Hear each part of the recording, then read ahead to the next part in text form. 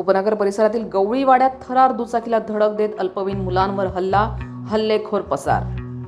जयभवानी रोडवरील गवळीवाडा परिसरात शनिवारी 15 ऑगस्टच्या सकाळी 3 अल्पवयीन मुलांवर धारदार शस्त्रानं हल्ला झाल्याची धक्कादायक घटना समोर आली। या घटनेमुळे परिसरात एकच खळबळ उडाली असून नागरिकांमध्ये भीतीचं वातावरण निर्माण झाले। प्राथमिक माहितीनुसार तिघे अल्पवयीन मुलं दुचाकीवरून जात असताना 2 ते 3 दुचाकीवरून आलेल्या काही जणांनी त्यांच्या दुचाकीला जोरदार धडक दिली। धडकेनंतर तिघही खाली पडले। त्यानंतर संबंधित टोळक्याने त्यांच्यावर हल्ला केल्याचं सांगण्यात येत आहे। या हल्ल्यात एका अल्पवयीन मुलाच्या डोक्यासह पाठीवर आणि कमरेच्या भागावर धारदार शस्त्रानं वार झाल्याची प्राथमिक माहिती आहे।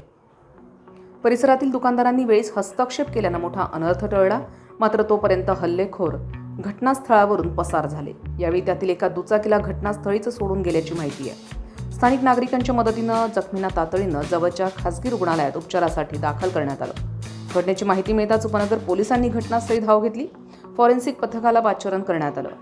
घटनास्थळाचा पंचनामा करण्यात आला। हल्ल्यामागील नेमकं कारण आणि हल्लेखोरांची ओळख अद्याप स्पष्ट झालेली नसून उपनगर पोलिसांकडून तपास सुरू आहे। दरम्यान उपनगर पोलीस ठाण्याच्या हद्दीत हल्ले, वाहनांची तोडफोड आणि दहशतीचे प्रकार सातत्यानं समोर येत असल्यानं नव्यानं नियुक्त वरिष्ठ पोलीस निरीक्षक PC यांच्या समोर या गुन्हेगारी घटनांना आळा घालण्याचं मोठं आव्हान उभं ठाकलं असल्याची चर्चा परिसरात सुरू आहे। संविधान न्यूज, नाशिक। माझं नाव रेहान इक्बाल शेख। मी आज सकाळी 7:30 वाजता गवळीवाड्यात आम्हाला 7-8 जणांनी घेरं टाकून मारलं। नाव यश सरोदे।